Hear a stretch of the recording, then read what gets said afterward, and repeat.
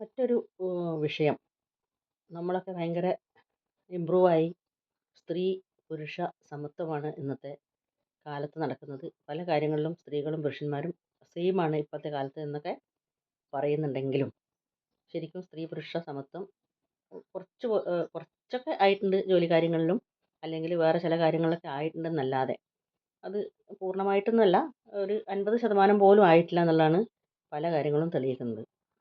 ഉദാഹരണമായിട്ട് ഏറ്റവും ചെറിയ ഒരു ഉദാഹരണം പറയുകയാണെങ്കിൽ ഒരു ഭാര്യ നടന്നു പോകുന്നു. ഇന്നത്തെ കാലത്ത് ന്യൂജൻ ഭാര്യയല്ല കേട്ടോ. ന്യൂജൻ ആകുമ്പോൾ കുട്ടികൾ അവർക്കത് പ്രശ്നമേ അല്ല. ഒരു മിഡിൽ ഏജ് ആയിട്ടുള്ള ഇപ്പോൾ ഞങ്ങളുടെയൊക്കെ പ്രായമുള്ള ഒരു സ്ത്രീ നടന്നു പോകുന്നു, ഭാര്യ നടന്നു പോകുന്നു, ഭർത്താവ് അതിൻ്റെ പുറകിലായിട്ട് നടന്നു പോകുന്നു. അത് കാണുമ്പോൾ ഉടനെ ഞങ്ങളുടെ പ്രായമുള്ള ആൾക്കാരുടെയൊക്കെ ഇപ്പം അയ്യോ കണ്ടോ, ആ സ്ത്രീ നടക്കുന്നതിൻ്റെ പുറകിലാണ് അയാൾ നടന്നു പോകുന്നത്, അപ്പോൾ അവർക്കാണ് ആ വീട്ടിൽ മേൽക്കോയ്മ, ആ സ്ത്രീ പറഞ്ഞ പോലെ കേൾക്കുന്ന ആളാണ് അയാൾ, അതുകൊണ്ടാണ് ഈ ഭാര്യ നടന്നു പോകുമ്പം അയാൾ പുറകിൽ നടന്നു പോകുന്നത്, അല്ലെങ്കിൽ ഭർത്താവ് നടക്കുന്നതിൻ്റെ പുറകെ അല്ലേ ഭാര്യ നടക്കേണ്ടത് എന്ന് ഇന്നും ചിന്തിക്കുന്ന ആൾക്കാരാണ് ഞങ്ങളെ പോലെയുള്ള ആ ഏജ് ഗ്രൂപ്പിൽപ്പെട്ട ആൾക്കാർ എന്ന് പറയാം. ഇപ്പോഴത്തെ ന്യൂജൻ കുട്ടികൾ വേണമെങ്കിൽ അതൊന്നും ചിന്തിക്കുകയില്ല, അവർക്ക് അങ്ങനെ അതൊന്നും പ്രശ്നമേ അല്ല. അതൊരു ഉദാഹരണം. രണ്ടാമത്തെ ഉദാഹരണം, ഒരു വാഹനം കാറാന്ന് തന്നെ വെച്ചോ, പോവുകയാണെങ്കിൽ ഡ്രൈവർ ഇരുന്ന് കഴിഞ്ഞാൽ മുമ്പിലത്തെ സീറ്റിൽ ഭർത്താവ് ഇരിക്കണം, പുറകിലത്തെ സീറ്റിൽ ഭാര്യയും മക്കളും ആരൊക്കെയാണ് ഇരിക്കേണ്ടതെന്ന് വെച്ചാൽ ഇരിക്കാം, അല്ലെങ്കിൽ ഭാര്യയ്ക്കും ഭർത്താവിനും പുറകിലത്തെ സീറ്റിലിരിക്കാം. എന്നല്ലാതെ ഭാര്യ മുമ്പിലത്തെ സീറ്റിൽ കയറിയിരുന്നു, ഡ്രൈവർ ഇരിക്കുന്നുണ്ട്, മുമ്പിലത്തെ സീറ്റിൽ ഭാര്യ കയറിയിരുന്നു, പുറകിലത്തെ സീറ്റിൽ ഭർത്താവ് ഇരുന്നു എന്ന് വിചാരിച്ചോ. അത് കാണുന്ന ആളുകൾക്ക് ഈ സ്ത്രീ മുമ്പ് കയറിയിരുന്നിട്ട് ഇയാൾക്കൊരു വിലയില്ല, ഇയാൾ പുറകിൽ അങ്ങനെ ഒരു ഇരിക്കുകയാണ്. പക്ഷേ പുറകിലത്തെ സീറ്റിലിരിക്കുന്നവരാണ് മുതലാളിമാർ എന്നൊക്കെ നമ്മൾ പറയാറുണ്ടെങ്കിലും ഭാര്യ അങ്ങനെ മുമ്പിലത്തെ സീറ്റിലിരിക്കാറില്ല ഭർത്താവുള്ള സമയത്ത്. എന്തുകൊണ്ടാണ്? എവിടെയെങ്കിലും ഇരിക്കണമെന്നേ ഉള്ളൂ. വാഹനം ഇപ്പം പോകുന്നുണ്ട്, കാറ് സീറ്റുണ്ട്, പുറകിലത്തെ സീറ്റുണ്ട്, മുമ്പിൽ സീറ്റുണ്ട്, ഭാര്യ മുമ്പിലിരുന്നാലും ഭർത്താവ് മുമ്പിലിരുന്നാലും ഒക്കെ സെയിം തന്നെയാണ്. പക്ഷേ അങ്ങനെയല്ല നമ്മൾ ചിന്തിക്കുന്നത്. മുമ്പിൽ ഭാര്യ കയറിയിരുന്നു കഴിഞ്ഞാൽ ആ ഭർത്താവിനും അത് ഇഷ്ടപ്പെടില്ല. പിന്നെ ഭാര്യ അങ്ങനെ ചെയ്യില്ല, ഭാര്യയ്ക്ക് ഒരു കുറ്റബോധം പോലെയാണ്, അയ്യോ ഞാൻ മുമ്പിലിരിക്കാനോ, എൻ്റെ ഭർത്താവ് കൂടിയുള്ള സമയത്ത് അയാൾ തന്നെ മുമ്പിലിരിക്കണം. പക്ഷേ ആ മുമ്പിലിരിക്കണം എന്ന് പറയുമ്പോൾ നമ്മൾ അവർക്കൊരു കൂടുതൽ സ്ഥാനം കൊടുക്കുന്ന പോലെയാണ്. അയാൾ ഫസ്റ്റ്, അതിൻ്റെ പുറകിലേ ഉള്ളൂ ഞാൻ സെക്കൻഡായിട്ട് എന്ന് അങ്ങനെ ചിന്തിക്കുന്ന പോലെ. അതുപോലെയാണ് പല പല എക്സാമ്പിൾസും. ഇതുപോലെ ഭർത്താവ് എപ്പോഴും ഒരു സ്റ്റെപ്പ് മുമ്പിലായിരിക്കണം, ഭാര്യയേക്കാൾ ഒരു സ്റ്റെപ്പ് മുമ്പിലായിരിക്കണം എന്ന് ചിന്തിക്കുന്ന ആയിരുന്നു ഞങ്ങളുടെ മുമ്പേ ഉണ്ടായിരുന്നവരും ഞങ്ങളുടെ ആ കാലത്തിൽപ്പെട്ടവരും ഒക്കെ ചിന്തിക്കുന്നത് വെച്ചാൽ എപ്പോഴും ഭർത്താവിനേക്കാളും ഒരു സ്റ്റെപ്പ് പുറകിൽ വേണം ഭാര്യ എന്നാണ് ചിന്തിക്കുന്നത്. അതുപോലെ ഇപ്പം ഭാര്യയാണ് വീട്ടിൽ പാത്രം കഴുകലും കുക്കിങ്ങും കാര്യങ്ങളൊക്കെ ചെയ്യേണ്ടത്, അടുക്കളപ്പണികളെല്ലാം ചെയ്യേണ്ടത് ഭാര്യയാണെന്നുള്ള ഒരു കൺസെപ്റ്റായിരുന്നു ഈ അടുത്ത കാലം വരെ. ഇപ്പം അതിന് ഒരുപാട് വ്യത്യാസം വന്നിട്ടുണ്ട്. ഇപ്പോഴത്തെ ന്യൂജൻ കുട്ടികളൊക്കെ ആകുമ്പോൾ ഭാര്യയും ഭർത്താവും രണ്ടുപേരും അടുക്കളയിൽ കയറുകയും കുക്ക് ചെയ്യുകയും എല്ലാം ചെയ്യും. പക്ഷേ കുറച്ച് മുമ്പുള്ള നമ്മുടെ തലമുറയിൽപ്പെട്ട ആൾക്കാരൊക്കെ ഇപ്പം ആരെങ്കിലും വീട്ടിൽ വന്ന് കാണുമ്പോൾ ഭാര്യ ടി വിയും കണ്ടുകൊണ്ട് മുമ്പിൽ സോഫയിലിരിക്കുകയും ഭർത്താവ് അടുക്കളയിൽ പാത്രം കഴുകിക്കൊണ്ട് നിൽക്കുകയാണെന്ന് വിചാരിച്ചോളൂ. അപ്പോൾ അത്രയും നേരം വരെ ഒരുപക്ഷെ ഭാര്യയായിരിക്കും എല്ലാ കുക്കിങ്ങൊക്കെ ചെയ്ത് ക്ഷീണിച്ച് അത്രയും നേരം ഭർത്താവ് ചിലപ്പം കിടന്നുറങ്ങുമോ, ടി വി കാണുമോ, മൊബൈൽ നോക്കുകയോ ചെയ്ത് രാവിലെ മുതലേ ഇരുന്നതായിരിക്കും, റെസ്റ്റ് എടുക്കുകയായിരിക്കും. ഭാര്യയായിരിക്കും ചിലപ്പോൾ രാവിലെ മുതൽ അടുക്കളയിൽ കയറി എല്ലാ പണിയും ചെയ്ത് ചിലപ്പോൾ ഓണ വിഷു പോലെ ദിവസങ്ങളിലാണെങ്കിൽ ഒരുപാട് കറികളും ഒക്കെ വെച്ച് ക്ഷീണിച്ച് കഴിഞ്ഞിട്ട് ഒന്ന് റെസ്റ്റ് എടുക്കാൻ വേണ്ടി വന്നിരുന്നപ്പം ഭർത്താവ് തന്നെയായിരിക്കും പറഞ്ഞിട്ടുണ്ടാവുക ബാക്കിയുള്ള പാത്രങ്ങളൊക്കെ ഞാൻ കഴുകി വെക്കാമെന്ന് പറഞ്ഞ് പോയിട്ടുണ്ടാവുക. ഭാര്യ ഇവിടെ സോഫയിലിരുന്ന് ടി വി കണ്ടുകൊണ്ട് നിൽക്കുന്നു, ഭർത്താവ് അടുക്കളയിൽ പാത്രം കഴുകിക്കൊണ്ട് നിൽക്കുന്നു എന്നുള്ള അവസ്ഥയിൽ വീട്ടിലേക്ക് ആരെങ്കിലും കയറി വരികയാണെങ്കിൽ അവർ കണ്ട ഉടനെ അവരുടെ ചിന്ത എന്താണ്? അയ്യോ ഈ സ്ത്രീ കണ്ടോ, ഇവിടെ ഇരുന്ന് ടി വി കണ്ടുകൊണ്ട് നിൽക്കുന്നു, അയാൾ പാവം കഷ്ടപ്പെട്ട് പാത്രമൊക്കെ കഴുകിക്കൊണ്ടിരിക്കുകയാണ്. അതുപോലെ ബാത്റൂം കഴുകുന്നത് സ്ത്രീകൾ തന്നെയാണ് കഴുകേണ്ടത് എന്ന ഒരു കൺസെപ്റ്റ് നമ്മളുടെയൊക്കെ മനസ്സിലുണ്ട്. ബാത്റൂം യൂസ് ചെയ്യുന്നത് ഭർത്താവും ഭാര്യയും രണ്ടുപേരും യൂസ് ചെയ്യുന്ന സാധനമാണ് ബാത്റൂം എന്ന് പറഞ്ഞാൽ. രണ്ടുപേരുടെ ആവശ്യങ്ങളൊക്കെ നിർവഹിക്കുന്നതും രണ്ടുപേരും അത് യൂസ് ചെയ്യുന്നതാണ്. അപ്പോൾ അത് വൃത്തികേടായി കണ്ടാൽ, അല്ലെങ്കിൽ ആഴ്ചയിൽ എപ്പോഴാണ് കഴുകുന്ന ആ സമയത്ത് ഭർത്താവിനും കഴുകാം ഭാര്യയ്ക്കും കഴുകാം. വാഷ് ബേസിൻ നമ്മളെല്ലാവരും അത് ഭക്ഷണം കഴിച്ച് കഴിഞ്ഞിട്ട് അതിൽ വായ കഴുകുകയും തുപ്പുകയും ചെയ്യുന്ന സ്ഥലമാണ്. പക്ഷേ അത് വായ കഴുകി തുപ്പി അങ്ങ് പോവുകയുള്ളൂ ഭർത്താവ്. പക്ഷേ ഭാര്യയാണത് അവിടെ ബ്രഷ് അതിൻ്റെ സൈഡിൽ വെച്ചിട്ടുണ്ടെങ്കിൽ പോലും ബ്രഷാണത് ഉരച്ച് കഴുകി വൃത്തിയാക്കേണ്ടത് ഭർത്താവാണ് എന്നൊരു തോന്നലാണ്.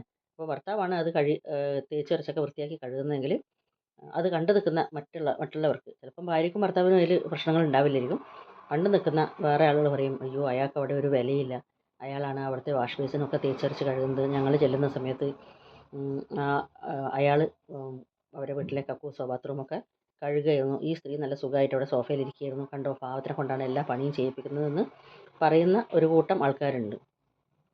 കുറച്ച് ന്യൂജനല്ലാത്ത ആൾക്കാരെ കുറിച്ചാണ് കേട്ടോ ഈ പറയുന്നത്. അപ്പോൾ ആ ആൾക്കാർ എപ്പോഴും ചിന്തിക്കുന്നത് വെച്ചാൽ ഇതെല്ലാം ഇങ്ങനത്തെ പണികൾ, ഈ പണികളൊക്കെ പുറത്തുനിന്ന് സാധനം വാങ്ങിക്കൊണ്ട് വരൽ, കടയിൽ പോകൽ, അതൊക്കെ ചെയ്യാം. അതൊക്കെ ആണുങ്ങൾ ചെയ്യുന്നതിൽ അതൊക്കെ ആണുങ്ങളാണ് ചെയ്യേണ്ടത്. പക്ഷേ പെണ്ണുങ്ങൾ അടുക്കളപ്പണികൾ ചെയ്യണം, കക്കൂസ് കഴുകണം, തുണി കഴുകുന്നത്. ഇപ്പം വീട്ടിലെ ഡ്രസ്സ് എല്ലാവരും ഇട്ട് ഭാര്യേൻ്റെ ഡ്രസ്സും അഴിച്ചിട്ടിട്ടുണ്ട്, ഭർത്താവിൻ്റെ ഡ്രസ്സും ഉണ്ട് എന്ന് വിചാരിച്ചോ. അത് രണ്ടും എടുത്തുകൊണ്ട് പോയി ഭർത്താവ് കഴുകിയാൽ എന്താണ് തെറ്റ്? അതൊക്കെ അവിടെ അയയിൽ വിരിച്ചിട്ടാൽ എന്താ തെറ്റ്? ഒരു തെറ്റുമില്ല ശരിക്കും പറഞ്ഞാൽ. ആർക്കും ചെയ്യാം, ഭർത്താവിനും ചെയ്യാം, ഭാര്യയ്ക്കും ചെയ്യാം. ഭാര്യയ്ക്ക് ചെയ്യാമെങ്കിൽ ഭർത്താവിനും ചെയ്യാം. പക്ഷേ ഭർത്താവ് അയയിൽ ഇടുന്ന സമയത്ത് അയാൾക്ക് തന്നെ സ്വയം ഒരു മോശ വിചാരമാണ്. ഞാനിതൊക്കെ അയയിൽ ഇങ്ങനെ ഇടുന്ന സമയത്ത് അടുത്ത വീട്ടുകാർ അവിടെ നിന്ന് നോക്കിയിട്ട് ചോദിച്ചു, ഓ നിങ്ങളല്ലേ ഈ പണിയൊക്കെ ചെയ്യുന്നതെന്ന് ചോദിക്കുമ്പോൾ അയാൾക്ക് അവിടെ ഒരു അഭിമാന ക്ഷതം സംഭവിക്കുന്ന പോലെ അയാൾ സ്വയം വിചാരിക്കുകയാണ്. അപ്പോൾ അയാൾ ധൈര്യമായിട്ട് അവരോട് തിരിച്ചു പറയാൻ പറ്റണം, അതെ ഞാൻ ആ ചെയ്യുന്നത് എൻ്റെ ഭാര്യയുടെ ഡ്രസ്സൊക്കെ ഞാൻ തിരുമുന്നതിൽ എന്താ തെറ്റ്, ഞാൻ അലക്കുന്നതിൽ എന്താണ് തെറ്റെന്ന് പറയാനുള്ള ഒരു മനക്കെട്ടി ഇന്നത്തെ ഇപ്പോഴും കുറേ പുരുഷന്മാർക്ക് വന്നിട്ടില്ല എന്നുള്ളതാണ്. അതുപോലെ മുറ്റടിച്ച് വാരുക എന്നുള്ള നാട്ടിലേക്കുള്ള ഇവിടെ പിന്നെ മുറ്റത്തിൻ്റെ പരിപാടിയില്ല. മുറ്റം അടിച്ചു വാരുക എന്നുള്ളത് പെണ്ണുങ്ങൾ മാത്രം ചെയ്യുന്ന ഒരു പണിയാണ്. അങ്ങനെ അഥവാ ആണുങ്ങൾ ചെയ്യേണ്ടി വന്ന ഭാര്യയ്ക്ക് വയ്യാതെ എന്തെങ്കിലും അസുഖമോ എന്തെങ്കിലും ആയിട്ട് ഭർത്താവ് ചെയ്യേണ്ടി വരികയാണെങ്കിലും അദ്ദേഹം ആരുമില്ലാത്ത സമയത്ത് രാത്രി സമയത്തോ അല്ലെങ്കിൽ നേരം പുലരുന്നതിന് മുമ്പേ, ആളുകൾ കാണുന്നതിന് മുമ്പേ വേഗം ചൂലെടുത്ത് അടിച്ചു വാരിയിട്ട് ആരെങ്കിലും വരുമ്പോൾ പെട്ടെന്ന് ചൂല് പുറകിൽ ഒളിപ്പിച്ച് പിടിക്കുന്നതായിട്ടൊക്കെ കണ്ടിട്ടുണ്ട്. എന്ന് വെച്ചാൽ എൻ്റെ വീട്ടിൻ്റെ മുറ്റം ഞാൻ അടിച്ചു വാരുന്നത് തെറ്റാണ്, മോശമാണ്. മറ്റുള്ളവർ കണ്ടാൽ അത് എൻ്റെ ഭാര്യ ചെയ്യേണ്ട ജോലിയാണ്. ഞാൻ ഈ ചൂലെടുത്ത് അടിച്ചു വാരി കഴിഞ്ഞാൽ എൻ്റെ പുരുഷത്വം നഷ്ടപ്പെടും, എൻ്റെ സ്ഥാനം പോകും, ഞാൻ ഒരു ഭാര്യയുടെ അടിമയാണെന്നോ ഭാര്യയേക്കാൾ താഴെയുള്ള ആളാണെന്നോ ആളുകൾ വിചാരിക്കുമോ എന്ന് വിചാരിച്ച് ഭർത്താവ് സ്വയം ആ പണികൾ ചെയ്യാതിരിക്കുകയോ ചെയ്യുന്നതിൽ നിന്ന് ഒളിച്ചു വെക്കുകയോ ചെയ്യുന്ന ഒരു കൺസെപ്റ്റ്. ശരിക്കും പറഞ്ഞാൽ അങ്ങനെ എന്തെങ്കിലും ചിന്തിക്കേണ്ട ആവശ്യമുണ്ടോ? ഒരു വീട് എന്ന് പറഞ്ഞാൽ ഭാര്യയുടെയും ഭർത്താവിൻ്റെയും മക്കളുടെയും എല്ലാവരും കൂടി വീടാണത്. അപ്പോൾ ഈ തുണി കഴുകുന്നത് ഭർത്താവാണെങ്കിൽ അടിച്ചു വാരുന്നത് ഭാര്യയ്ക്ക് ചെയ്യാം, ഭാര്യ അടിച്ചു വാരുന്നെങ്കിൽ ഭർത്താവിന് അടുക്കളപ്പണി ചെയ്യാം. കക്കൂസോ ബാത്റൂമോ ഒക്കെ എല്ലാവരും യൂസ് ചെയ്യുന്നതാണ്. ഒരു ദിവസം ഭർത്താവ് ചെയ്ത് കഴിഞ്ഞാൽ പിറ്റേ ദിവസം ഭാര്യയ്ക്ക് ചെയ്യാം.